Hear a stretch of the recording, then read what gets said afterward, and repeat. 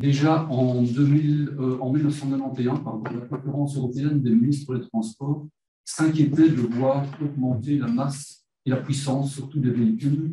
Et sur base d'audition des constructeurs automobiles, cette conférence européenne des ministres des Transports en concluait qu'une action des pouvoirs publics était nécessaire parce que les forces du marché sont telles que les constructeurs eux-mêmes ne pouvaient enrayer cette tendance à l'augmentation de la puissance. En 2004, l'OCDE nous disait quelque chose d'à peu près équivalent en disant qu'une réduction du rapport puissance sur masse de véhicules serait bénéfique tant au niveau de la consommation d'énergie qu'au niveau des émissions de CO2 et au niveau de la sécurité.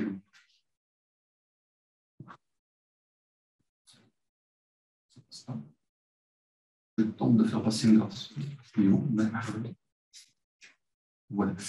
Donc, j'en suis. Voilà. Donc, en fait, sur base de ces constats de l'OCDE, sur ces constats de la Commission, du Conseil européen des ministres des Transports, mais aussi de pas mal de scientifiques, quelle est la marche à suivre? En fait, la marche à suivre, elle est toute simple, c'est le downsizing. Donc, downsizing pour réduction de la taille, finalement, des véhicules en eux-mêmes.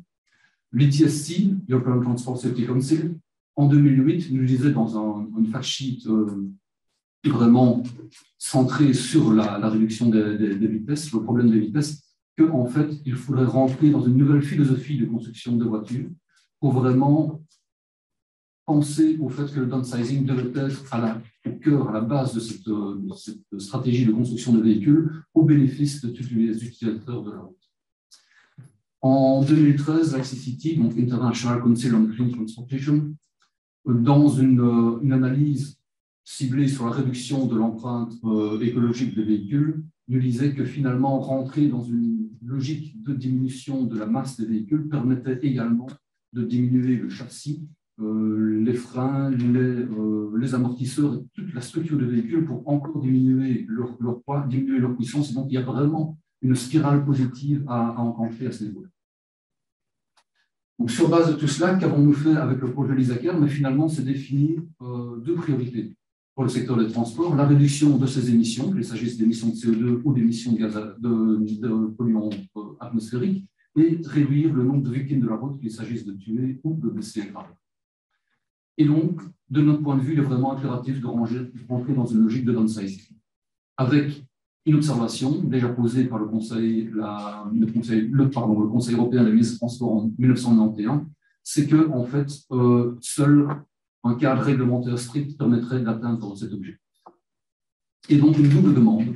D'une part, que la Commission européenne se saisisse de ce projet et effectivement mette en place des standards limitant la masse et la puissance des véhicules à la construction, mais également que les relais politiques à tout niveau de pouvoir activent également les outils qui sont entre leurs mains, et c'est ce que fait le ministre de la Mobilité fédérale que j'ai à mes côtés et que je remercie au passage pour son action. Alors en fait, qu'avons-nous fait exactement avec notre partenaire historique Parents d'enfants victimes de la route? De premiers contacts en 2012, vraiment sans constat commun. Et puis, en 2014, la mise en place de la charte LISACAR avec, je veux dire, un momentum qui était les élections européennes de 2014. Un lobby, évidemment, dans ce cas-là, centré sur le Parlement européen. Et puis, un lobby plus ciblé sur la Commission européenne en 2016 avec la publication du petit bouquin LISACAR. Et puis, ensuite, en 2017, l'introduction d'un nouveau concept, Low Danger Zone, zone où ne serait autorisé que le LISACAR. Je passe sur les détails. En 2018, le Sénat de Belgique recommande l'introduction de l'ISACAR. Le gouvernement wallon, l'année suivante, acte le fait qu'il va réformer sa fiscalité sur base de la masse et de la puissance des véhicules. Nous avons ensuite le concept de l'ISACAR lancé en 2020, de nouveaux contacts au niveau européen en 2021, et la suite, en fait, c'est vous qui allez nous aider à l'écrire aujourd'hui sur base de nos échanges, et je vous en remercie à l'avance.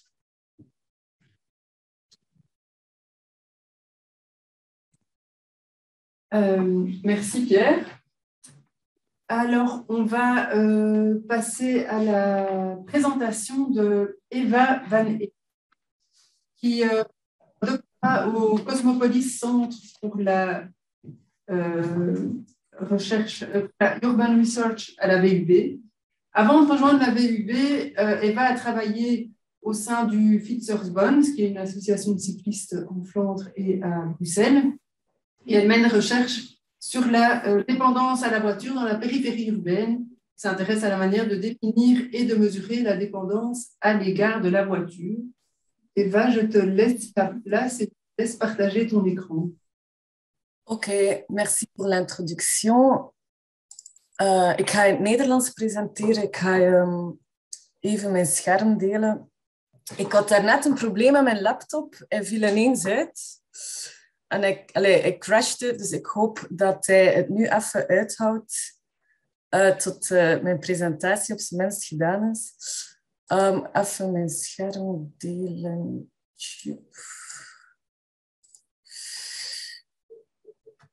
Kunnen jullie mijn scherm zien inmiddels? Is het duidelijk? Ja. Oké, parfait. Dus ik dank je voor de introductie. Ik ga het hebben over wat dat eigenlijk de tegenhanger is van de Lisa-car, namelijk de SUV's. En voornamelijk, ik ga focussen op de problematische effecten van SUV's op basis van onderzoek, literatuur dat ik hierover gelezen heb en wat heb proberen samenvatten in deze presentatie. Dus misschien voor alle duidelijkheid ga ik heel snel beginnen met waar ik naar verwijs als ik het heb over een SUV. Dus SUV is een afkorting van Sports Utility Vehicle. En wat dat er kenmerkend aan die voertuigen is dat ze een hoger zwaartepunt hebben, ook hogere bumpers en ook een hogere bodemhoogte. In vergelijking met een gemiddelde personenwagen. Ze hebben ook een vierwielaandrijving in functie van off-road rijden, maar eigenlijk de meeste van die wagens worden uitsluitend gebruikt op de openbare weg. Ze zijn groter en zwaarder dan de gemiddelde personenwagen. Ze hebben ook een meer rechthoekige neus. En hun banden zijn ook groter, zowel in de hoogte als in de breedte. En dan wordt er ook nog een onderscheid gemaakt tussen kleine, middelgrote en grote SUV's. En ook pick-ups is ook nog een aparte categorie. Nu, hoe zit het met de SUV's in België? Febiac houdt cijfers bij van alle nieuw ingeschreven wagens in België. En zoals dat je kan zien bovenaan in het tabelletje, houden ze dat ook apart bij voor SUV's. En als je kijkt naar de evolutie van 2016, dus in de rechtertabel naar 2021, dan zie je eigenlijk dat het totale aandeel van SUV's, dus de nieuw ingeschreven wagens, op 4 jaar tijd heel hard gestegen, op 5 jaar tijd eigenlijk heel hard gestegen is naar van bijna 26% naar nu 48%. Dus dat betekent, als die evolutie zich doorzet, dat binnen een aantal jaar, of misschien volgend jaar, de helft van de nieuw ingeschreven wagens SUV's gaat zijn.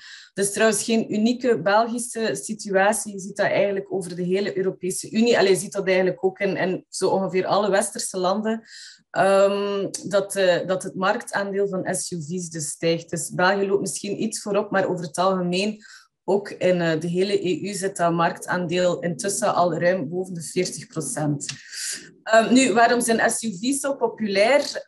Dat heeft verschillende redenen. Dat heeft een beetje het stuk te maken met de perceptie dat zo'n auto veiliger is voor de inzittenden.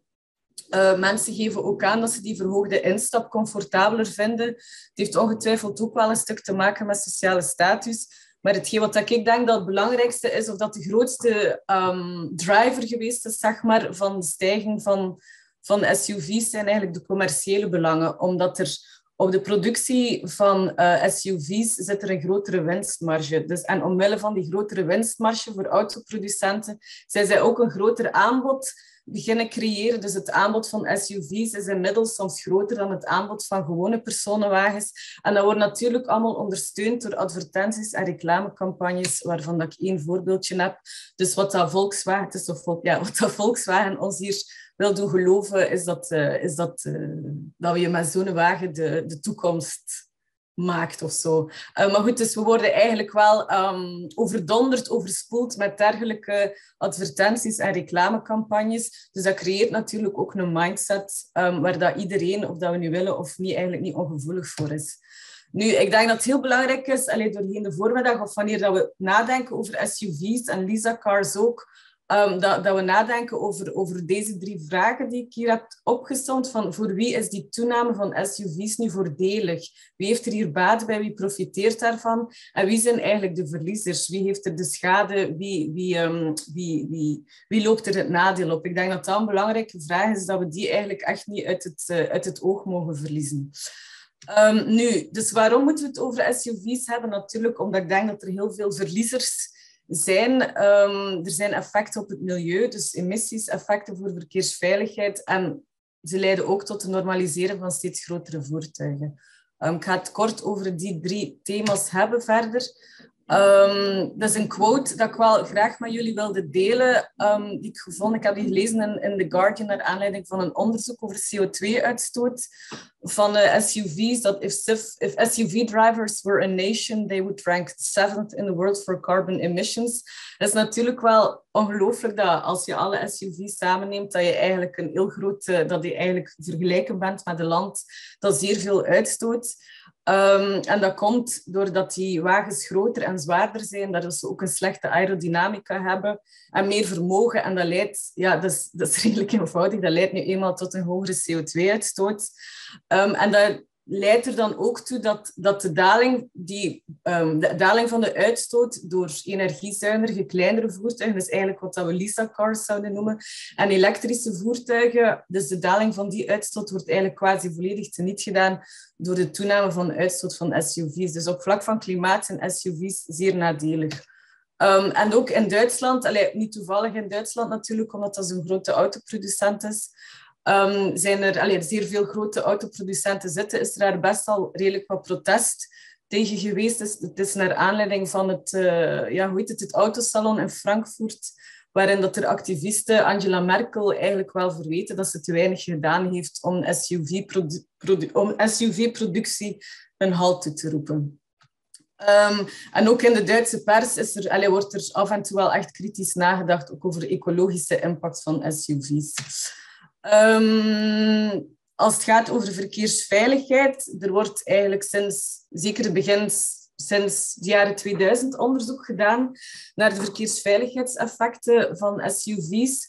En dan wordt er voornamelijk gefocust op de veiligheid voor de inzittenden van de SUV's, dus de bestuurder en de passagiers.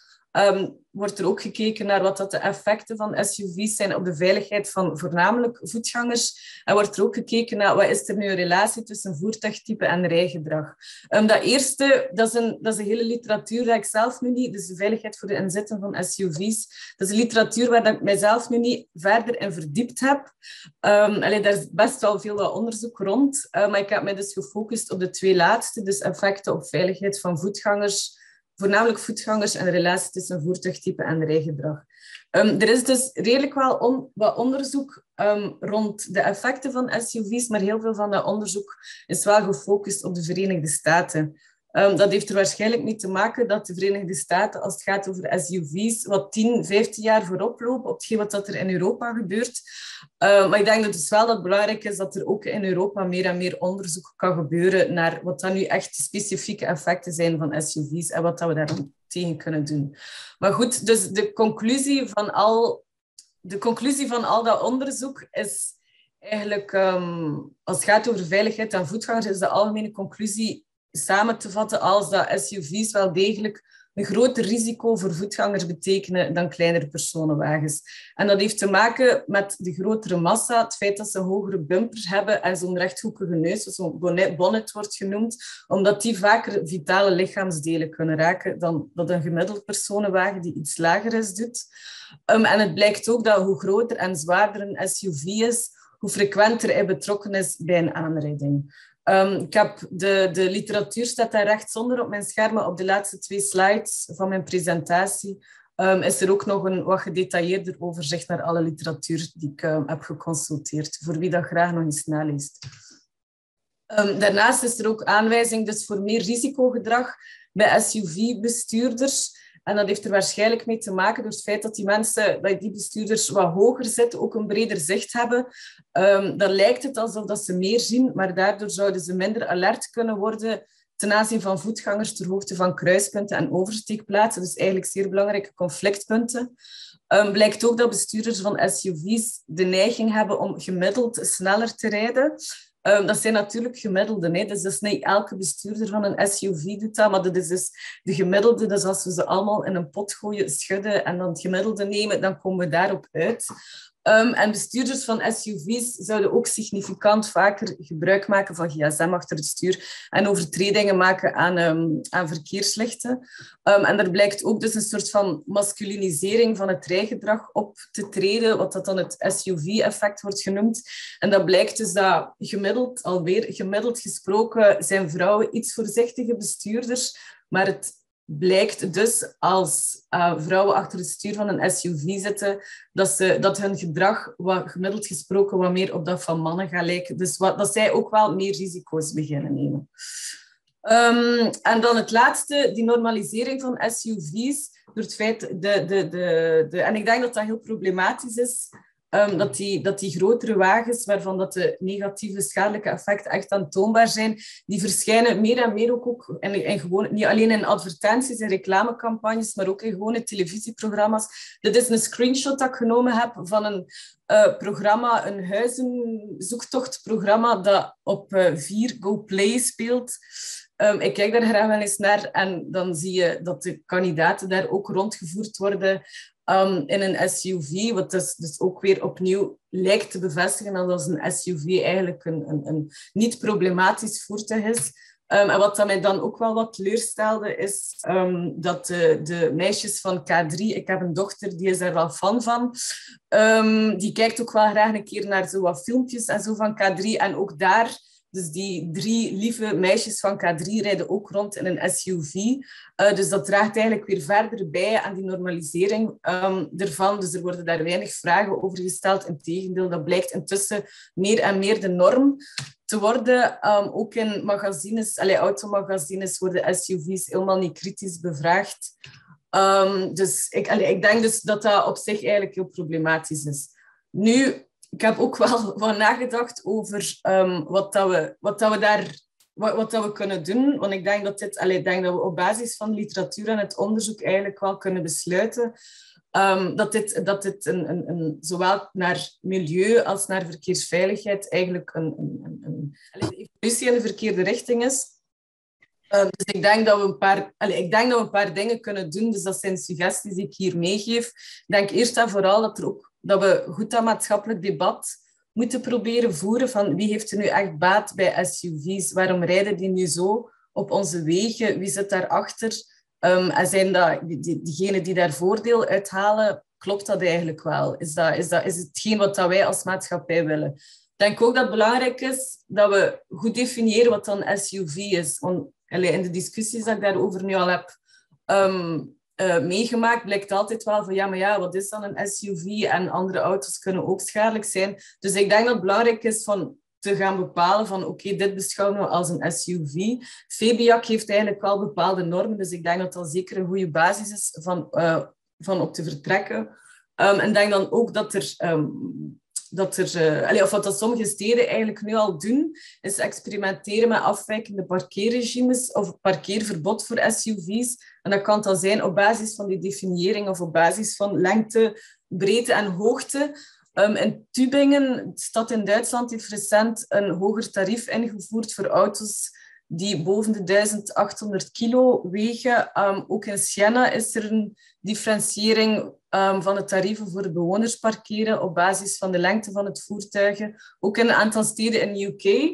En er lopen ook discussies in Londen, Parijs, Amsterdam, Nijmegen, Berlijn. Dus die discussie loopt wel in redelijk wat steden. Zelf denk ik dat die differentiëring van tarieven, ik denk dat we beter echt gaan naar een soort van parkeerverbod, omdat we dan vermijden dat mensen zich zich uit kunnen kopen, zeg maar, zodanig dat je niet op basis van het inkomen van iemand eigenlijk gaat bepalen wie dat er waar mag markeren, maar dat je eigenlijk gewoon puur zegt van SUV's in deze zone mogen die eigenlijk niet parkeren.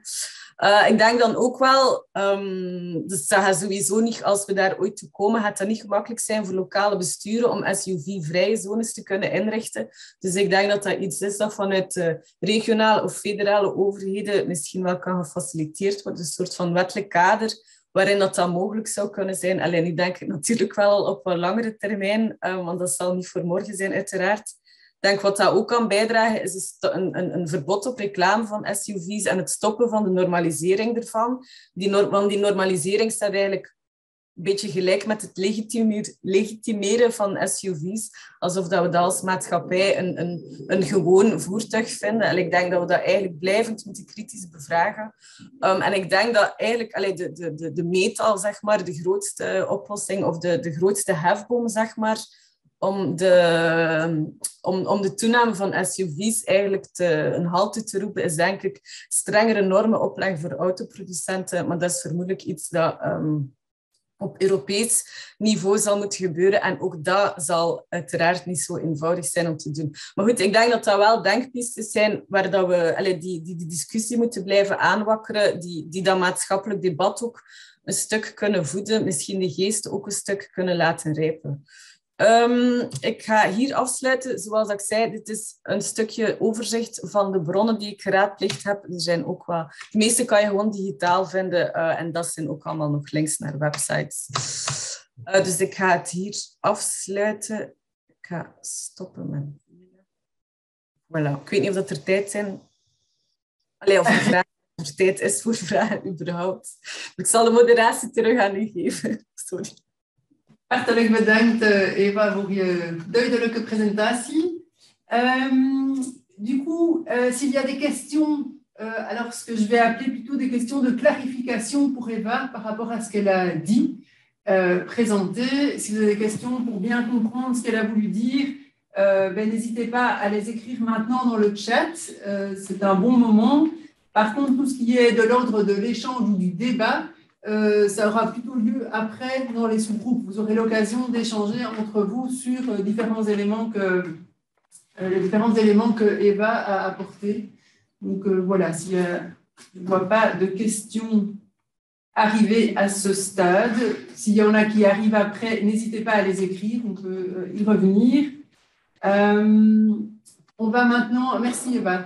On va passer à la suite. Donc, je vais donner la parole à Graziella Jost, qui est directrice de projet chez European Transport Safety Council et elle est en charge du projet ISA. Elle supervise aussi l'ensemble des projets sur lesquels travaille le European Transport Safety Council. Merci. Eva, pardon, Graziella, c'est la parole. Merci. Bonjour, merci beaucoup pour l'invitation. Donc, comme vous le savez, la vitesse tue. Je partage tout ce qui a été dit précédemment. La masse, la puissance sont des éléments qui ont une importance, la vitesse maximale aussi, très prégnante sur les accidents. La vitesse augmente la probabilité d'avoir une collision grave et les conséquences en termes de blessés graves et de tués. Et pendant longtemps, au niveau européen, la vitesse a été un grand tabou. Et on est encore loin de l'ISACAR dans les discussions européennes. Mais en juillet 2022, une étape majeure sera franchie avec l'obligation d'équiper tous les nouveaux véhicules de ce qu'on appelle Intelligent Speed Assistance, donc ISA, ou d'un limiteur intelligent à la vitesse, que le règlement européen de sécurité générale des véhicules rend obligatoire. Donc, quelques mots sur notre ONG, ETSC. Nous sommes une organisation non gouvernementale, une ASBL, basée à Bruxelles, et nous servons de lien entre la recherche scientifique et les décideurs politiques. Donc, nous essayons de traduire en recommandations politiques claires les résultats de la recherche scientifique. Nous représentons une 50aine de membres à travers toute l'Europe, et pour exemple, à Bruxelles, nous avons 3 membres, l'Institut VIAS, la Fondation VSV, la Fondation flamande pour la connaissance du trafic, et l'Agence wallonne de la sécurité routière. Nous coopérons avec un réseau de plus de 200 experts qui nous aident dans nos projets, mais aussi à formuler nos recommandations politiques. Et nous maintenons notre indépendance en variant les sponsors. Donc, en mai 2018, la Commission européenne a présenté ce qu'on appelle un paquet, donc un paquet mobilité, le 3e, Et à l'intérieur de ce paquet, donc, il y avait différents textes, propositions, dont le règlement sécurité des véhicules, une directive qui mettait à jour les règles en termes de sécurité des infrastructures et une nouvelle stratégie de l'Union européenne qui met les bases pour les politiques de sécurité routière au niveau européen à l'horizon 2030 avec le renouvellement d'objectifs de réduction de moitié des tués et des blessés graves entre 2020 et 2030. Donc, en ce qui concerne les normes de sécurité des véhicules, c'est une compétence exclusive de l'Union européenne. Donc, les États membres ont peu de marge de manœuvre et donc les décisions prennent parfois beaucoup de temps. Et notamment, la dernière mise à jour des règles communes de sécurité des véhicules datait de 2009 et on parlait de cette mise à jour depuis longtemps et donc ça a pris 10 ans. En mai 2018, la Commission propose de rendre obligatoire tous les nouveaux véhicules. Sur tous les nouveaux véhicules, une quinzaine de nouvelles mesures de sécurité routière. Donc, c'était un gros paquet avec beaucoup de technologies qui sont rendues obligatoires en même temps. Et elle justifie cela par la diminution progressive du nombre des tués. À chaque fois, on voit qu'une nouvelle obligation se traduit dans les chiffres en termes de baisse de la mortalité. La première mesure qui a été rendue obligatoire, c'est l'utilisation obligatoire des ceintures de sécurité lorsqu'elles étaient équipées, lorsque le véhicule était équipé. Et on voit que c'est une des mesures qui a contribué, notamment une des mesures qui a contribué le plus à baisser le nombre de tués. Les mesures qui ont été prises dans le passé étaient surtout tournées à augmenter la sécurité des occupants des véhicules. Et là, en 2019, l'ambition était vraiment de diminuer les tués et les blessés graves parmi les usagers faibles, donc les personnes que les véhicules vont affecter. Avant toute proposition réglementaire, la Commission européenne a l'obligation de présenter une étude d'impact et donc ça a été commissionné à TRL, Transport Research Laboratory, un organisme indépendant basé en Angleterre, qui a estimé que le paquet en entier, pas simplement ISA, mais donc l'ensemble des technologies qui étaient rendues obligatoires, sur une période de 15 ans, donc ce qui est le temps de renouvellement du parc, on estime que ça sauverait 25 000 morts et plus de 140 000 blessés. Donc, c'est une réglementation qui est aussi importante en termes de vie sauvée que l'obligation de porter la ceinture. Donc, voilà la liste des 15 mesures qui sont rendues obligatoires avec différentes dates d'entrée en vigueur. Avec l'Intelligent Speed Assistance, il y a aussi donc, le freinage automatique d'urgence qui va être rendu obligatoire, qui doit aussi détecter les piétons et les cyclistes. Une interface pour rendre l'éthylotest anti-démarrage possible, si besoin. Des normes plus strictes pour l'absorption du choc par le pare-brise en cas de collision avec un piéton ou un cycliste. L'obligation aussi de stocker les données en cas d'accident dans une boîte noire. Et pour ce qui concerne les camions et les bus, on demande à ce que les camions et les bus aient une meilleure vision directe. Donc ça, c'est tout à fait révolutionnaire et donc diminuer les angles morts notamment. Alors pour revenir à Intelligent Speed Assistance, qu'est-ce que c'est? Comment ça marche, ce limiteur intelligent à la vitesse? Donc l'ISA aide le conducteur à respecter les limitations de vitesse. Donc c'est un système d'assistance à la conduite, c'est pas un système autonome. Donc la voiture ne conduit pas seule, le conducteur reste maître de son véhicule et reste responsable en cas d'accident. Ça c'est vraiment à garder en tête. Donc les systèmes les plus performants combinent une caméra qui lit les panneaux de signalisation, les panneaux de vitesse, et une carte embarquée des vitesses et un GPS. Donc ce sont des systèmes qu'on appelle fusion. L'ISA que nous recommandons fonctionne comme cela. Quand le véhicule détecte une limite plus stricte, la nouvelle vitesse s'affiche sur le tableau de bord.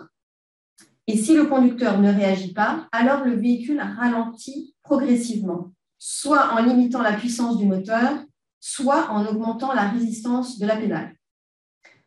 À ne pas confondre, l'ISA, ce n'est pas le Adaptive Cruise Control. Ça ne va pas vous faire conduire à la vitesse maximale, ça ne maintient pas la vitesse à la vitesse maximale, c'est très important à comprendre cette différence, mais ça vous empêche d'être au-dessus de la limite. Si le système fonctionne évidemment et si la limite a été bien détectée. Donc, ISA est particulièrement utile en ville, notamment où les excès de vitesse sont les plus nombreux, contrairement à ce qu'on pourrait croire. On pense toujours que les excès de vitesse sont sur les autoroutes, mais en fait, c'est en ville. Et c'est évidemment là où c'est le plus dangereux, puisqu'il y a un mix entre les usagers avec les usagers faibles. Alors, LISA a plein d'avantages, c'est vraiment un win-win. On estime qu'avec LISA, quand tout le parc sera équipé, on pourrait éviter 30% de tués. Ça encourage la marche et le vélo en rendant la route plus sûre. Ça fait aussi moins de bruit, moins de pollution quand les voitures réduisent leur vitesse. Et c'est vraiment en alignement avec la vision zéro, cette philosophie qui invite à reconnaître que nous tous, nous faisons des erreurs. On peut être au-dessus de la vitesse sans le vouloir. Et donc, LISA fait partager la responsabilité de respecter les limitations de vitesse avec les constructeurs qui vont devoir installer ce système et les gestionnaires d'infrastructures qui vont devoir avoir une attention particulière à la qualité des limitations de vitesse, des panneaux. Évidemment, LISA évite aux conducteurs de recevoir des amendes. Donc, c'est vraiment une technologie positive et c'est comme ça qu'on espère que les constructeurs vont le vendre en fait, aux conducteurs. Pas comme un Big Brother is watching you, parce que souvent, ils ont tenté de faire percevoir cette technologie. En fait, quand les conducteurs ont accès à cette technologie, ils l'apprécient. Ils disent tous que c'est en fait un mental load, une charge mentale qui leur est enlevée de savoir quelle est la vitesse et de toujours avoir un œil sur le tableau de bord. Donc, c'est vraiment une technologie qui est aimée par les conducteurs quand ils ont accès. Alors, le texte de la General Safety Regulation, ce règlement de sécurité générale des véhicules, c'est un texte politique, mais il y a quand même des grandes lignes de comment le système doit fonctionner. Donc, il est obligatoire pour tous les véhicules. Donc, que ce soit une voiture, un camionnette, un camion et un bus. Tous les nouveaux modèles devront être équipés à partir de 2022 et les modèles actuels qui sortent de l'usine à partir de 2024. Ce qui est très important, on s'est battu avec d'autres ONG, notamment Police, l'association de ville, que ça soit actif par défaut. C'est-à-dire que quand vous ouvrez le moteur, quand vous allumez votre voiture, le système, il est on, il est activé. Alors, pour que ça soit acceptable par le Parlement européen et le Conseil, il a fallu par contre que le conducteur ait la possibilité de désactiver le système pour toute la durée du voyage. Donc, il n'y a pas de limite, malheureusement. Chaque alerte, si vous êtes au-dessus de la limite, peut être dépassée ou ignorée par le conducteur, sans limitation, encore une fois. Mais ce que nous, on se réjouit, c'est que le conducteur ne doit pas confirmer chaque limitation de vitesse, qui était sur certaines voitures françaises, notamment un Renault, Peugeot avait rendu le système. En fait, le conducteur devait confirmer chaque changement de vitesse, qui est totalement. Ça pose un problème de distraction, évidemment. Donc, le texte rend obligatoire les caméras embarquées, donc, qui doivent lire les panneaux et les panneaux de vitesse. Par contre, les cartes embarquées sont rendues optionnelles. Mais le test d'homologation du système met la barre si haute qu'on espère que les constructeurs vont installer aussi les cartes. Il y a une clause de révision pour progrès technique. Donc, dans quelques années, on va pouvoir dire ce système-là marche mieux que d'autres et mettre à jour cette réglementation. Alors, donc comme le règlement est un texte plutôt politique, après chaque technologie, donc on a un acte délégué pour chaque technologie qui permet en fait de définir les tests d'homologation du système, que cette ISA correspond bien à ce qu'on veut et passe les tests. Alors, on a regretté, on a bataillé vraiment avec la Commission européenne, les États membres et les constructeurs, notamment à ce qu'il n'y ait que 2 feedbacks. Donc, c'est comment le système va alerter le conducteur en cas de dépassement de vitesse. Malheureusement, on a perdu cette bataille, donc il y a 4 feedbacks, dont 2 qu'on n'aime pas, parce qu'on sait qu'ils fonctionnent moins bien. Alors, les 2 premiers qui sont orange sont ceux qu'on soutient. Donc, le système, en fait, va faire une alerte haptique, donc la pédale d'accélérateur résiste, vous donne une pression supplémentaire. Donc, quand vous avez la même pression, votre pied sur la pédale, vous sentez que vous êtes à la vitesse et que, en fait, la voiture va progressivement, lentement ralentir. Et sinon, il y a la fonction qu'on appelle speed control. Donc, c'est en fait la puissance du moteur qui va être limitée et donc vous allez lentement ralentir. Les 2 feedbacks qu'on n'a pas soutenus, mais qui malheureusement sont permis et les constructeurs vont pouvoir choisir un des 4, on sait qu'en fait, il marche moins bien et qu'il risque d'ennuyer le conducteur qui risque à ce moment-là de désactiver le système. Donc, c'est d'abord une alerte visuelle sur le tableau de bord, puis en cascade, donc quelques secondes plus tard, ce qui vous autorise à être au-dessus de la limite, malheureusement, un feedback acoustique, donc un bip. Et puis l'autre, c'est l'alerte visuelle avec un haptique encore en cascade. La pédale d'accélérateur résiste ou vibre, comme le téléphone portable en silencieux. Et ça aussi, on sait que certains conducteurs risquent d'être ennuyés par ce feedback. Mais bon, l'intérêt en fait de l'acte délégué, ce qu'on a réussi à avoir parce qu'on a bataillé ferme, c'est une clause aussi en fait d'un monitoring des différents feedbacks. Et les constructeurs, c'est assez révolutionnaire, on leur oblige à rendre des comptes et à envoyer à la Commission européenne leurs données d'utilisation de chaque feedback. Donc, si un feedback est désactivé plus vite, on va pouvoir le savoir 2 ans après l'entrée en vigueur. Une des points importants, évidemment, pour que le système marche bien et soit accepté et soit utilisé, c'est que les limitations de vitesse soient détectées correctement. Donc, il y a un test sur route, c'est très important, et pas seulement sur circuit. Donc, ça va être en conditions réelles. La détection doit être correcte pour plus de 90% de la distance parcourue et pour toutes les limitations. Si vous avez un panneau, s'il n'y a pas de panneau, c'est-à-dire, par exemple, s'il y a une entrée de ville, vous voyez le panneau entrée de Bruxelles, par exemple, ben, normalement, le constructeur doit savoir, avec les cartes embarquées, et notamment, que à Bruxelles, c'est 30. Alors, on regrette que les panneaux qui sont en dessous des limitations de vitesse, donc vous avez un joli panneau avec le chiffre, mais des fois, c'est simplement pour les camions. Alors là, il n'y a pas d'obligation, malheureusement, pour l'homologation. Évidemment, on espère que les constructeurs aillent plus loin.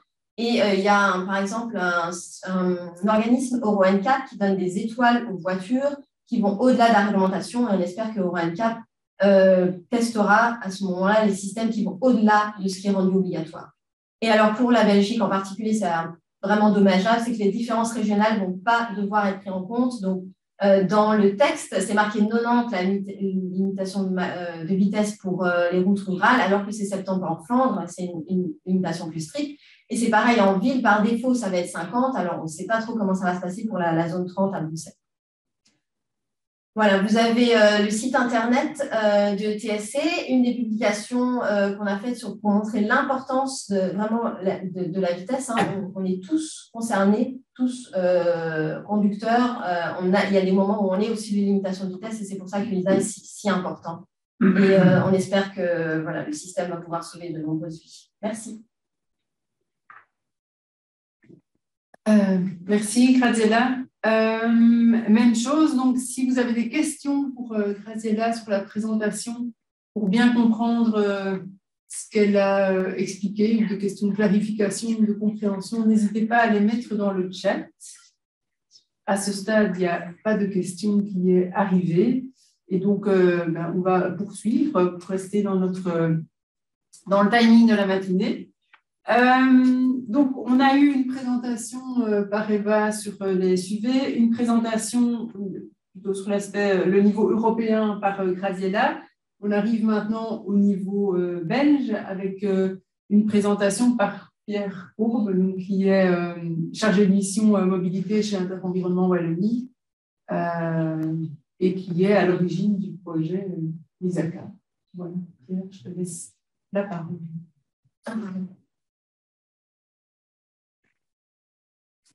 Rebonjour. Voici en fait un petit aperçu sur les outils que l'on peut mettre en place pour améliorer la demande de l'ISACAR au niveau d'un État membre. Alors en fait, peut-être un petit mot sur l'évolution du marché automobile tout d'abord. En introduction tout à l'heure, je vous disais qu'en 1991, la conférence européenne des ministres des Transports s'inquiétait de l'augmentation de la puissance des véhicules. Le rapport entre la puissance du véhicule et sa masse à l'époque était de l'ordre de 58 kW par tonne de véhicule. Nous en sommes aujourd'hui à presque 73. Donc, cette évolution, malheureusement, n'a pas cessé de marquer ses effets, et particulièrement ces dernières années, après le choc économique de 2008-2009, cette augmentation de la puissance s'est encore accrue par rapport à ce qu'elle était précédemment. Au niveau de la Belgique, quels sont les caractères, ou plus exactement de l'Europe, pardon, j'ai changé un petit peu mon diagramme ici, quelles sont les évolutions de la masse, de la puissance, de la surface frontale et de la vitesse maximale des véhicules, 4 facteurs qui influent à la fois sur la consommation d'énergie, l'émission de polluants et la sécurité routière. En fait, on voit que sur ces 20 dernières années, la masse a augmenté de 11%, la puissance de 38%, la vitesse maximale de 7% et la surface frontale, donc la largeur du véhicule multipliée par sa hauteur, a augmenté de 10%. Donc là, en fait, on a des tendances lourdes qui s'expriment depuis plusieurs décennies et que rien ne semble pouvoir freiner actuellement. Le problème, en fait, c'est que les acheteurs de voitures, tout un chacun, vous et moi, d'une manière générale, sont complètement myopes par rapport au coût réel d'utilisation du véhicule. Ici, les résultats d'une petite enquête menée pour le consortium LowCVP, pour Low Carbon Vehicle Programme au Royaume-Uni. Ils ont interrogé 2000 consommateurs sur les critères qui déterminaient leur choix de véhicule au moment de l'acte d'achat. Et en fait, de manière, je vais dire, pas trop étonnante pour qui s'intéresse à la chose, le prix du véhicule vient en premier critère cité. Ensuite, le type de véhicule, le type de technologie, la possibilité de financer l'achat du véhicule, ses performances, et puis seulement, en 6e position, le total cost of ownership. Donc, total cost of ownership, c'est-à-dire le coût total d'utilisation, qui intègre non seulement le prix d'achat et la dépréciation des véhicules, mais également le coût d'entretien, le coût des assurances, le prix du carburant et autres. Donc, en fait, ce coût réel d'utilisation du véhicule, sur base duquel pas mal d'entre nous pensent mener l'acte d'achat, en fait, n'est en réalité que le 6e critère sur lequel cet achat est fondé. Et par ailleurs, la consommation de carburant, souvent aussi citée comme un des critères sur base duquel on achète un véhicule, ne vient qu'en 9e position. Ceci, évidemment, je veux dire, est quelque part entretenu par la publicité automobile qui nous incite à acheter sur base de critères émotionnels plutôt que rationnels. Et la rationalisation, finalement, intervient in fine sur le prix du véhicule. Donc, face à cette situation, il est nécessaire, me semble-t-il, de mettre en place des outils publics qui vont aider les consommateurs à réintégrer un petit peu de rationalité dans leur acte d'achat et notamment intégrer le total cost of ownership du véhicule, ceci au plus grand bénéfice de ces consommateurs-mêmes, étant donné que acheter un véhicule avec un coût plus faible au niveau de sa durée de vie, évidemment, sera bénéfique pour leur portefeuille. Alors, comment éventuellement les taxes automobiles peuvent-elles intervenir là-dedans? En fait, dans ce tableau, j'ai rassemblé les différents types de taxes automobiles qui existent dans notre pays. Donc, au niveau de l'achat du véhicule, il y a la taxe de mise en circulation, ou la blasting of the in-vehicle selling, c'est une taxe régionale qui permet, a priori, je vais y revenir, de contrôler les caractéristiques des véhicules vendus. Il existe également dans notre pays une taxe à la possession, donc taxe de circulation ou blasting, qui en fait, quand on analyse ses effets potentiels, n'a de réel effet qu'au niveau budgétaire. C'est une taxe qui permet, je veux dire, de percevoir un budget qui va pouvoir être réinvesti dans les politiques de mobilité plus durable, mais qui, au niveau de la composition du parc automobile, de l'utilisation des véhicules, a vraiment très très peu d'effet. Par ailleurs, il existe également différentes taxes existeraient au conditionnel différentes taxes qui permettent aussi d'agir au moment de l'utilisation du véhicule.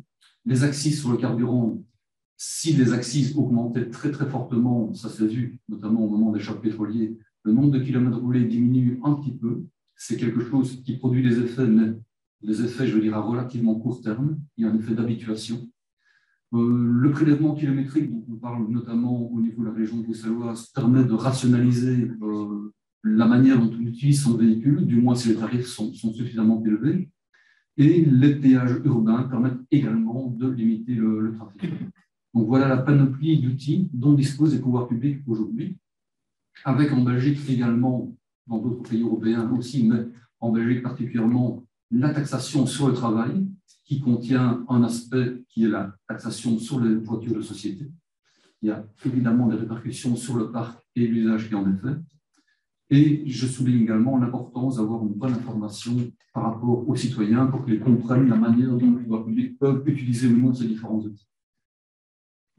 Je vais juste faire un petit zoom sur le cas des Pays-Bas, qui me semble vraiment très, très intéressant. En fait, sur ce diagramme, vous voyez l'évolution des émissions de CO2 de voitures neuves achetées aux Pays-Bas, en Belgique, en Pologne et la moyenne européenne. Le 17e et le 1er sont relatifs à un classement le classement des pays européens où les émissions de CO2 de voitures neuves sont les plus faibles. Donc, la première place, c'est le pays où les émissions de CO2 de voitures neuves sont effectivement les plus faibles, et puis on grimpe dans le classement au fur et à mesure que les émissions grimpent également. En 2007, les Pays-Bas occupaient la 17e place dans ce classement, donc ils étaient vraiment très très mal placés, et ils sont parvenus sur la première marche du podium en 2013, place qu'ils ont gardée jusqu'en 2015 et qu'ils disputent d'année en année avec le Portugal, Malte et le Danemark. C'est vraiment le tiercé gagnant à ce niveau-là ces dernières années. Cette évolution des Pays-Bas est due en fait à la réforme de la taxe de mise en circulation, où ils ont vraiment pensé cette taxe pour qu'elle permette d'orienter les achats des citoyens vers des véhicules moins émetteurs. Ceci étant, les niveaux mis en place, évidemment, sont sans commune mesure avec ceux que nous connaissons en Belgique. Ici, en fait, le tableau pour le calcul des émissions, le calcul des taxes en fonction des émissions de CO2 des véhicules. Je ne vais pas passer le tableau en revue, mais plutôt ses effets. C'est le deuxième petit tableau en bas du slide, où en fait, on voit qu'un véhicule de 95 grammes de CO2 en cycle NEDC, donc qui est l'ancien cycle, on est aujourd'hui en WLTP, mais 95 grammes, c'est l'objectif européen pour 2021. En fait, ce véhicule va payer presque 5 000 € de taxes de mise en circulation pour un véhicule essence et de presque 10 000 € pour un véhicule diesel. Là, le signal prix est évidemment très, très perceptible, et face à une telle progressivité de la taxe en fonction des émissions de CO2, les citoyens vont naturellement s'orienter vers des véhicules moins émetteurs. Là, il y a l'exemple d'un outil politique qui a été mis en place avec un objectif bien précis et où en fait on s'est donné les moyens d'atteindre cet objectif. Maintenant, autre petit focus sur les voitures de société dont on parle beaucoup en Belgique depuis de nombreuses années, avec de nombreux avis de différents organismes qui nous recommandent de limiter le nombre de voitures de société. En fait, d'une manière générale, ces voitures de société sont plus lourde, plus puissante que la voiture de monsieur et madame tout le monde. Le phénomène de voiture de société continue à accroître la taille du parc automobile en Belgique, tend aussi à rendre les citoyens addicts à l'utilisation de la voiture, notamment du fait de la carte carburant ou carte énergie, ici c'est un véhicule électrique. Et donc, en fait, ça permet également, ce système, de maintenir dans l'imaginaire populaire l'image de la voiture un peu grosse, un peu puissante, comme marqueur de réussite sociale, et donc à maintenir dans la population l'envie d'acheter quelque part plus haut que ses moyens. Nous semble-t-il, alors qu'on vient de mettre en place en Belgique une politique de verdissement, d'électrification du parc de voitures de société, il serait nécessaire d'ajouter à cela la prise en compte de la masse et de la puissance des véhicules pour attribuer les bénéfices fiscaux ou non, en fonction de ces critères liés au véhicule. Dernier petit focus, et puis j'en finis, l'information aux citoyens. Il existe en Europe une directive qu'on appelle Labelling Directive qui, oblige les États membres à mettre en place un système d'information claire sur la consommation d'énergie et les émissions de CO2 de ces véhicules. La transposition en droit belge qui date de 2001 était tout à fait satisfaisante. En 2017, la Commission européenne a suggéré aux États membres d'intégrer dans cette transposition le passage du cycle de test NEDC au test WLTP. Et un décret royal a été mis en place pour faire suite à cette recommandation de la Commission. Au passage, un léger petit lobby des constructeurs automobiles a permis aussi de détériorer très fortement l'information donnée aux citoyens. En fait, vous voyez ici l'échelle de couleurs qui a été adoptée pour définir les différentes classes de véhicules. C'est un petit peu la même chose quand vous achetez une machine à laver, un frigo, il y a la labellisation. Et en fait, ce qui est vraiment interpellant, c'est que le milieu de l'échelle qui est en jaune, qui devrait correspondre finalement aux émissions moyennes, a été fixé pour l'année 2019 à 137,5 grammes de CO2 par kilomètre parcouru, sachant que l'objectif européen pour 2020 est de 95 et que la moyenne des émissions en 2016 est de 115 en Belgique, 115,8. Donc en fait, on a complètement détérioré la qualité de l'information qui jusque-là était relativement. Donc le diable se cache dans les détails et c'est non seulement au niveau des outils fiscaux qu'il faut réviser qu'il y a un travail politique à faire, mais également au niveau de la qualité de l'information qui est offerte à tous les citoyens au jour le jour. Voilà, je pense en avoir terminé là. Merci. Merci Pierre. Même chose, donc, s'il y a des questions, n'hésitez pas à les mettre dans le chat. Il y en a une, Pierre, qui est de savoir s'il y a eu la même comparaison qu'avec la Hollande faite avec la Norvège. Avec la Norvège, je n'ai pas eu l'occasion de le faire, mais en fait, j'ai réalisé un petit benchmarking sur les pays membres européens en 2013. Ça date déjà. Et en fait, ce qu'il apparaît, c'est que différents pays ont des politiques vraiment très intéressantes, dont notamment l'Irlande, dont notamment le Portugal, dont l'Espagne, le Danemark également. Et donc, on voit que ce n'est pas une question culturelle, je veux dire, d'habitude, pays du Nord versus Sud ou autre, mais je veux dire, c'est vraiment une question de volonté politique et d'appropriation du problème par les gouvernements qui sont en place à un moment donné. Merci. Voilà, j'espère que ça répond à la question. Si ça suscite d'autres questions, n'hésitez pas à les indiquer dans le chat. Je ne vois pas d'autres questions qui arrivent à ce stade, donc on va poursuivre. Donc, on était passé niveau européen avec Graziella, niveau belge avec Pierre. On va arriver au niveau local avec Pedro. Donc, c'est la dernière présentation. On arrivera après au moment des échanges d'idées entre les participants au colloque. Donc Pedro coordonne le groupe de travail sur la sécurité routière de police, qui est un réseau de villes et de régions européennes pour l'innovation dans les transports. Il est architecte. Il a travaillé pendant plus de 20 ans au niveau local en tant que stratège, concepteur, formateur, consultant et conseiller politique. Et alors, dans la ville de Lisbonne, il a élaboré et mis en œuvre le plan d'accessibilité pour les piétons et a lancé le processus de planification de la vision zéro. Voilà, Pedro, je te laisse la parole.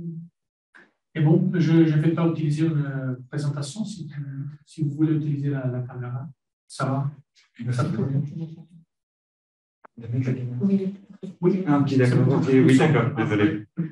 Bonjour à tous et bedankt et merci à Environnement Wallonie. J'aime bien le français et comme ici en Belgique, je devrais parler le français ici, mais j'aime trop le français pour me massacrer avec ma petite présentation, alors je parlerai en anglais si ça va.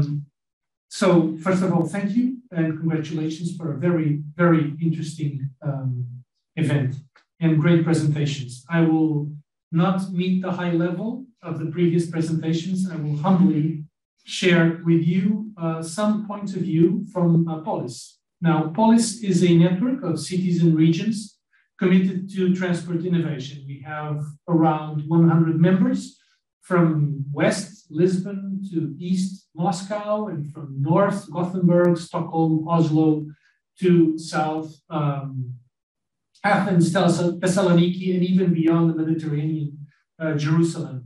We work on transport innovation, not only technological innovation, but also innovation in terms of methods and values, meaning the way we look at transport. So we focus on innovation, but also on the lack of it. And one of the things that concerns us as we work on road safety is that the progress that we have been watching in terms of road safety benefiting the occupants of vehicles is far from benefiting as well people who are not protected by a 1-ton metal cage. Everybody, that's why every graph about the road safety fatalities in Europe is kind of plateauing because progress has been made for cars, but it hasn't been matched by progress for pedestrians and cyclists. So how do we keep bringing down the numbers of casualties? So I would like to share with you our points of view as a network of cities on 6 key issues. Number 1 is that we have to bring road safety out of the road safety ghetto. If you go to a hospital, you don't look at the hospital directory and look at, oh, healthy medicine, that's floor number 7, or safe surgery, that's floor number 3. You go for medicine, you go obviously for healthy medicine. If it's not healthy, it's not medicine. And if it's not safe, it's not surgery. And so we must put road safety center in mobility policy discussions. We must put sustainable mobility center in mobility discussions. And maybe it is a problem if we keep talking about safe mobility and sustainable mobility. It's simply proper, modern, advanced mobility. And everything else really is medieval and completely outdated mobility. And we really have to reach out to not only policymakers and to technical officials and make them understand that we don't have nice concerns that would be nice to have things. No, we are talking about the proper way to deal with mobility, not some nice thing that you can have on the side. And that is very important that as we face one of the biggest challenges of mankind today, which is, well, to survive in this planet for our children and grandchildren to survive in this planet during their own lifetimes, we have to accelerate the shift to sustainable mobility. And we have to understand that sustainable mobility has to be safe or it will never become sustainable. And so road safety, if you like, or traffic safety is indispensable to accelerate the shift to sustainable mobility. That's point number 1. Point number 2 is that we have to do away with generalizations. Generalizations in road safety discussions are technically incorrect. They lead nowhere in policy terms, and they actually have the perverse effect of sustaining the status quo. Different environments pose different challenges, require different approaches, and involve different stakeholders. On the one hand, we can look, for example, at highways and motorways where walking and cycling is prohibited. On the other end of the spectrum, we have city streets where walking and cycling is desired. And what we have to control, limit, and if possible, in some areas ban, is actually the use of motorized vehicles. And in between, there's also another big challenge, which is the rural and suburban roads. Often, suburban roads are often rural roads that were converted to carry large volumes of commuting traffic, and where people still have to walk and cycle, and often without any segregated bike lanes or even sidewalks. So these 3 environments require different approaches, and they require radically different discussions in terms of size, speed, and mass of the vehicles. And we must not allow decisions that have a huge impact on the safety of streets to be shaped by highway mindset. It makes no sense that any vehicle that is allowed to travel in streets where people have the right to walk and cycle, and where the public sector, where the state has the duty to ensure those people that right, meaning to make sure they are safe, there is no reason whatsoever for cars to be even able to go beyond safe speeds. And it is a complete act of cowardice to put in the for the state to put in the hands of the driver such a critical decision as is the speed of the vehicles. We tend to criticize in Europe and to look down at the way in the United States people can own a gun and buy assault rifles. Well, we are doing the same thing here in Europe with the way we allow people to buy cars that can go over 200 kilometers. It makes no sense whatsoever. And the problem is that we have that discussion with a highway mindset. even in Germany, where they don't establish speed limits for highways, they do establish limits for urban areas and residential areas all across Europe. So there is no reason whatsoever to allow auto manufacturers to put on the market vehicles that can go above legal speed limits. So that's point number 2. Point number 3 is that traffic, that of course, everybody should behave responsibly.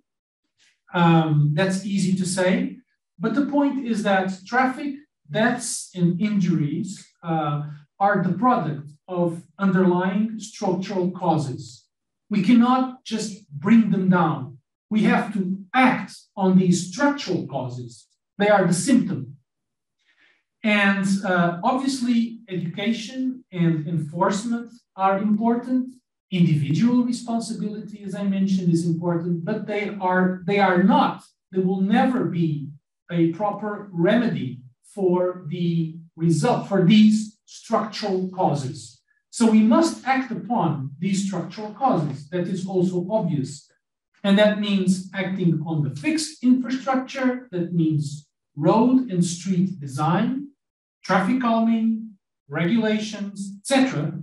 And at the same time, it means acting on the rolling infrastructure, the motor vehicles. Again, it is a structural cause and we must deal with the structural factors. Obviously, that is what you are doing when you push for LISA, for the LISA car, and we fully support your efforts because of this.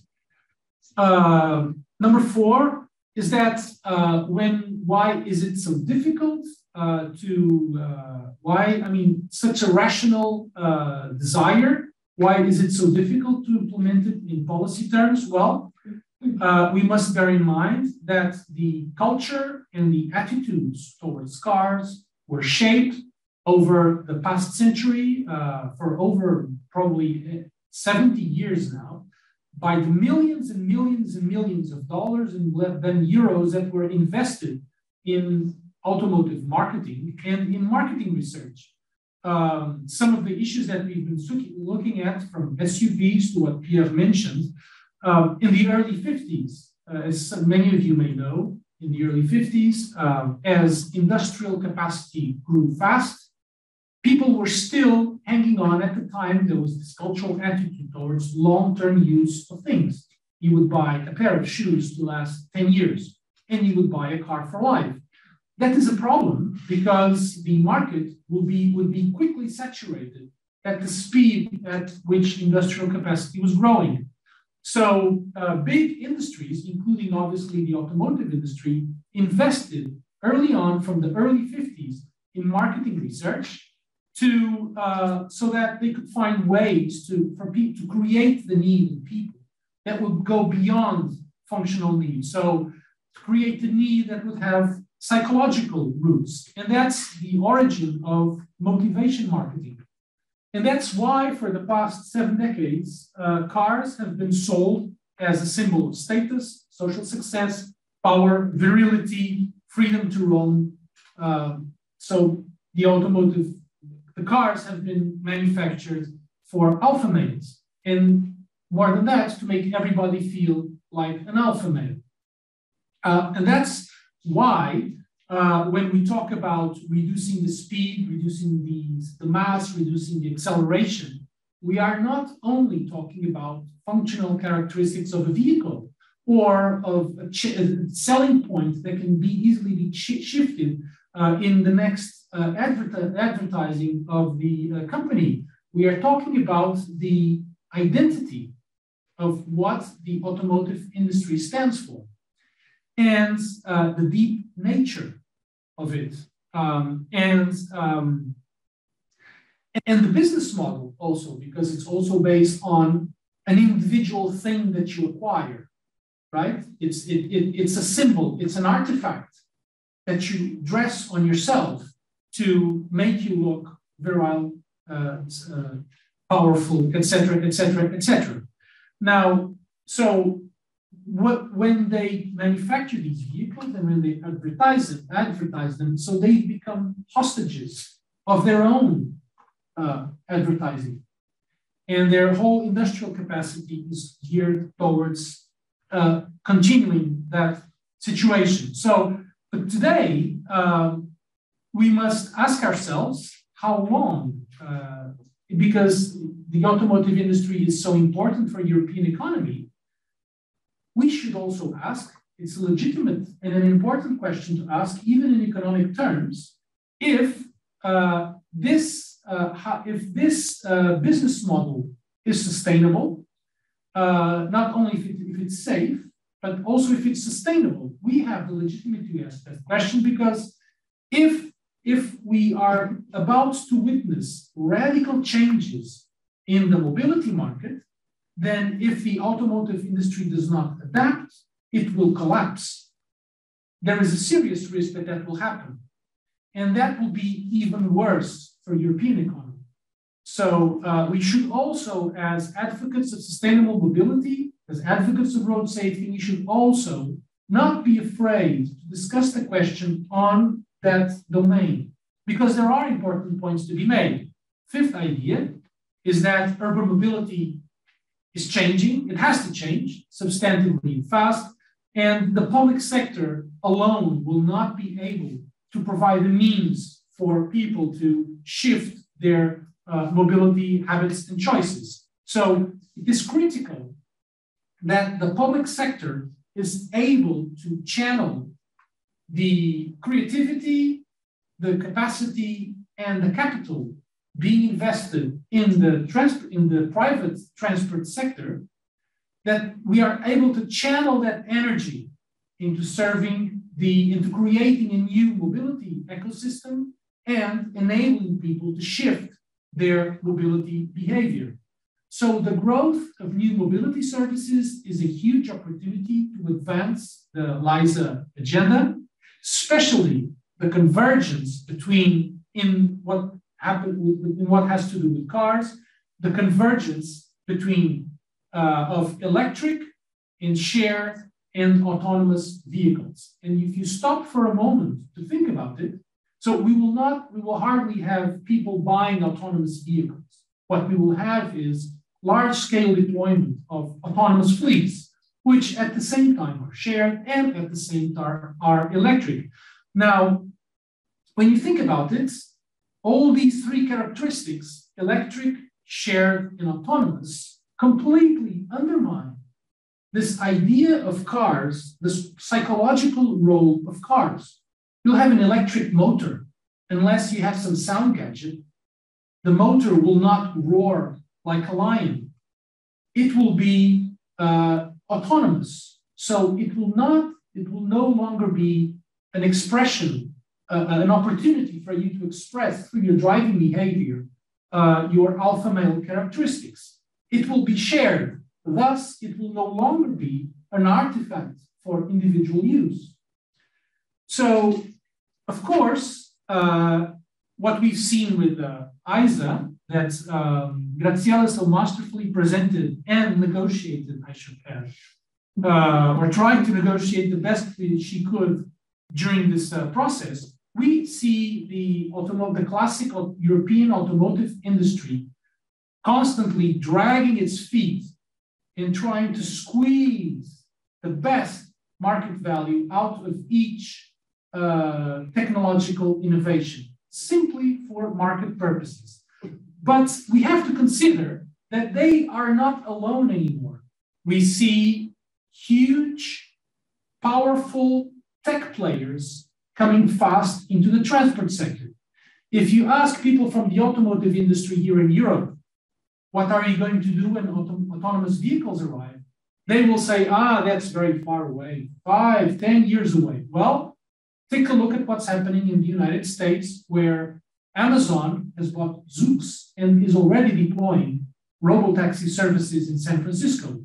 Look at what is happening with Google, which has Waymo and is already deploying robotaxi services in Arizona and is about to expand. Look at what happened with Cruise, which has just been acquired by Ford, I think, which has been for the past years deploying autonomous robotaxi services in gated communities in Florida. So it's here, and if the recent past is any lesson, it is going to arrive fast and it's going to scale up fast. And just to finish, they will deploy a service. What they are about to deploy in our streets is a service. And this service will be deployed in also a different environment where travel patterns are different. No longer they will be selling a trip from A to B, but most probably they will be working in a mobility as a service environment, meaning you don't necessarily use the same vehicle across the whole trip. Again, this completely undermines the business model and the psychological construction that has been made about cars. So what should we fight for? 3 points, and then I promise I will finish. Number one, as discussions will grow about autonomous vehicles, and as a constant selling point or argument is that autonomous vehicles will solve road safety, it is important that early on we turn the argument on its head. Well, it is a promise that autonomous vehicles will help improve road safety. That's a promise. What we can have already as a guarantee is that road safety will help deploy autonomous vehicle services because reduced speed limits and safe behaviors will reduce the computational requirements on these robotaxis. It's very, if you're driving at 90 kilometers per hour, you have to have computational capacity in radars to determine what will happen in the next 150 meters. If you're traveling at 30 kilometers per hour, you have to control for a much smaller distance. And obviously, it will make them safer, which is critical for them to be commercially successful. Number two, it is important that we make sure that the arrival of autonomous vehicle technology will not be based on imposing constraints on pedestrians or people walking and cycling.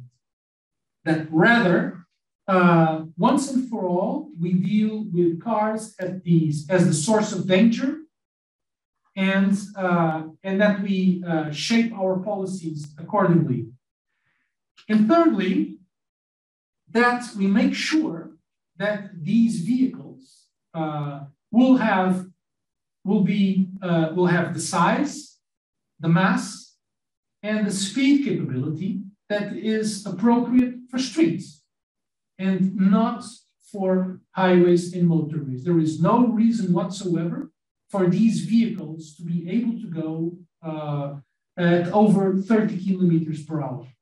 And there are all reasons, because they will be electric, for them to be as light as possible so as not to dissipate energy and to be more effective in terms of management. So in short, new times with new needs require new solutions. We should be taking part actively from the beginning in the shaping of the regulations of these new solutions. We need a new paradigm for safe city streets. We have been working on it, and we invite you to know and join us in that paradigm. And we are more than happy to cooperate with you on this and other fronts. Congratulations for the event, and thank you for the invitation. Merci Pedro. On a reçu une question pour toi qui est d'éclaircir le point de généralisation. Éclaircir le point de généralisation. Oui. Est-ce que tu sais le faire de manière succincte? Succincte. Je vais redonner la parole. Yes, let me share my personal experience. We as humans, the way our brains are wired to work, when we are presented, for example, with a possible solution, what we do is, and that happens, for example, with designers, with architects and traffic engineers, what we do is we test this solution in the most difficult, in the worst case scenario. So that's why, for example, the first time I tried to implement a raised crosswalk in Lisbon, traffic engineers in the department I worked on were hysterical. They said it was very dangerous. It would even be worse for pedestrians because they were considering the worst case scenario, which means what if somebody goes there traveling at 90 or 100 kilometers per hour? Of course, the vehicle will go flying into the air. The point is, obviously, we use these traffic calming measures combined with each other so that the vehicle will never be able to reach this measure at that speed. But the point here is that it also happens, for example, when we talk about limiting the speed of vehicles. If I sell you a vehicle that cannot possibly go beyond 30 kilometers per hour, your mind will be looking for a situation where that rule doesn't make sense. And so the point here is that design standards and rules were made for highways and motorways way before they were developed enough for urban streets. And so we constantly go back to what we have regarding highways, and we generalize from there. So often when we discuss urban mobility and imposing rules and restrictions on speed, we think about, does this work in a highway environment? And it doesn't. So we really have to avoid these generalizations and assume that one thing is highways and motorways, another thing is city streets, another thing is suburban roads and rural roads. These are radically different environments, and we must separate them from each other. I don't know if that answers. Certainly not succinct. Merci Pedro. Je vais laisser André préciser, si ça n'a pas répondu à sa question, qu'il puisse reposer une question alors plus précise si jamais il n'a pas obtenu la réponse attendue de Pedro. Merci en tout cas Pedro pour ta présentation. Je vais revenir à une question de Simon. Je me permets d'utiliser les prénoms, c'est comme ça que j'écorche le moins les noms de famille.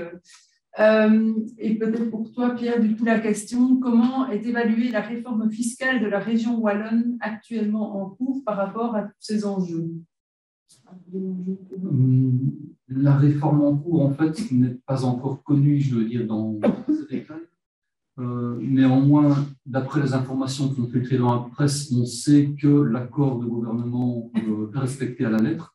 C'est-à-dire que la réforme entend calculer les taxes sur base de la masse, de la puissance des véhicules et sur base de leurs émissions de CO2. Mais également, cette réforme, je veux dire, s'inscrit dans une approche de neutralité budgétaire, c'est-à-dire que les rentrées de la taxe ne pourront pas être supérieures à ce qu'elles étaient précédemment. Donc, au niveau de l'interenvironnement Wallonie, si cette, je veux dire, optique se poursuit et si cette réforme est menée à son terme, nous serons très satisfaits sur la manière dont les taxes sont effectivement calculées. Par contre, nous sommes un petit peu insatisfaits, mais ça nous le savons depuis l'accord du gouvernement, nous sommes un peu insatisfaits sur l'optique de neutralité budgétaire qui ne permettra pas d'avoir des taxes suffisamment hautes pour produire de grands effets. Néanmoins, cette réforme, on l'attendait depuis au moins 10 ans, et donc c'est même je veux dire, une belle réjouissance de voir qu'effectivement, je veux dire, la taxe va être révisée dans son calcul, avec la possibilité, dans un futur plus ou moins proche, d'augmenter les tarifs et d'augmenter donc les résultats environnementaux. Merci Pierre.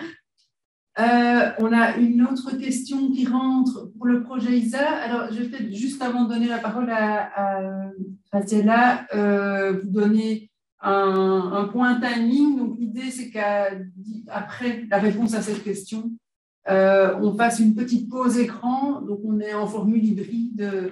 Le Covid ne nous lâchant pas, on a essayé de trouver la formule qui est la plus efficace pour aujourd'hui, mais donc on va faire une petite pause écran de 5 minutes, pause technique, pause écran, aller prendre un bon bol d'air, et puis on reprendra à 10h45 pour faire les échanges en sous-groupe et continuer les discussions. Mais donc avant ça, je donne la parole à Graziella. Donc la question étant pour le projet ISA, si l'implémentation du système en 2024 est sur tous les modèles, qui en assumera le coût? Donc, En fait, quand la Commission européenne rend obligatoire des technologies, ce sont des technologies qui sont matures, qui sont estimées matures, c'est-à-dire que les coûts R&D, recherche et développement, ils ont déjà été remboursés, entre guillemets, parce que la technologie a été développée il y a plus de 20 ans, elle a été mise sur certains modèles, les modèles moyens et haut de gamme, et donc les constructeurs se sont déjà fait leur marge. Donc l'idée, c'est que le coût ne soit pas trop visible. Et en fait, on a vu, pour les consommateurs, on a regardé donc TRL, qui a fait l'étude d'impact, donc l'institut indépendant, a regardé dans le temps quand on rend obligatoire, est-ce que le coût des véhicules augmente? Mais en fait, non. On voit que historiquement, le coût des véhicules diminue. La part du panier moyen des ménages pour un achat d'un nouveau véhicule n'a jamais été aussi basse qu'actuellement. Donc, en fait, le coût n'est pas défini par les technologies qu'on rend obligatoires, mais par l'offre et la demande, tout simplement. Et donc, par exemple, les SUV, pourquoi c'est si populaire aussi, c'est que les constructeurs ont une marge énorme sur ces modèles-là, alors que sur les petites citadines, ils n'ont pas de marge. Donc, ce n'est pas tellement quelles technologies sont mises sur quelles modèle. Quand c'est rendu obligatoire aussi, on va faire des économies d'échelle. Donc, c'est 2 standards sur tous les modèles. Donc, la chaîne est faite pour tous pareils. Et donc, le coût de chaque technologie est marginal pour chaque modèle. Donc, l'idée, c'est qu'on ne va pas avoir une augmentation très importante du coût des véhicules pour le consommateur. Merci. Et deuxième question qui suit, c'est il est dit que les conducteurs apprécient ce système. Sur quelle base, sur quelle étude se base cette information, nombre de personnes interrogées? Alors, ce n'est pas une seule. À travers l'Europe, il y a eu des dizaines de trials, de tests de ISA, et tous ont montré que quand le système est bien fait, que les détections sont bonnes. Et c'est pour ça que je vous ai tant parlé de tous ces points. Donc, la détection doit être correcte et le feedback agréable. Alors, à ce moment-là, il y a une combinaison pour que les conducteurs apprécient le système. Et notamment, on a payé une étude par un expert indépendant qui s'appelle Oliver Carston en Angleterre, qui a pendant 20 ans travaillé pour le gouvernement anglais à la mise en place de ISA sur le marché anglais et estimé les coûts-bénéfices. Et donc, il avait installé un ISA en rétrofit, donc après production. Et l'ISA était pendant plusieurs mois équipé sur votre voiture à vous. Vous faisiez partie d'un panel. Donc, il travaille, ce professeur, à l'université de Leeds, donc c'est en Transport Studies. Il a des méthodes pour identifier des personnes, donc il y a un panel représentatif. Voilà, après 6 mois d'utilisation, on voyait en fait au tout début, évidemment, les gens ont besoin de temps pour s'adapter à cette nouvelle technologie qui est installée sur leur véhicule. Mais voilà, au bout d'un mois, c'était très positif les retours. Et après 6 mois, quand on leur enlevait, en fait, ils étaient déçus de ne plus avoir la technologie. Et notamment, ce qui revient beaucoup, c'est la charge mentale de devoir regarder quels sont les panneaux, notamment quand vous êtes sur des routes que vous ne connaissez pas. Et ensuite, quand on a eu la proposition de la Commission, on a fait pour eux, la Commission nous a demandé, on aurait besoin encore d'avoir des données tout à fait récentes. Et donc, Oliver Carston, ce professeur, il a un laboratoire ou un simulateur. Donc, il a demandé encore une fois un panel. Donc, là, c'était une trentaine de personnes d'âge, de sexe différents. Il y avait aussi des conducteurs professionnels dedans dans ce panel. Et on leur a demandé de tester les 4 feedbacks. Et c'est là qu'on voit ce que les feedbacks acoustiques et la pédale qui vibre sont moins appréciés que les 2 autres. Mais ça se confirme. Donc là, c'est un simulateur, mais c'est confirmé par les résultats de l'ensemble des trials, des essais de ISA sur votre voiture à vous quand vous voulez l'essayer. Et puis alors, le test de réalité, par exemple, les modèles S-Max, Galaxy sur Ford qui étaient équipés d'ISA, ou tous les Volvo aussi étaient équipés d'un ISA, on voit qu'il n'y a pas de consommateurs qui viennent vers les constructeurs avec des avis négatifs. Il y avait des avis négatifs sur certains modèles Renault et Peugeot qui demandaient confirmation à chaque changement de limite. Et qui n'était pas, c'était pas possible de dire je ne veux pas qu'on me demande la confirmation à chaque changement de limite. Donc là, il y avait des retours aux constructeurs.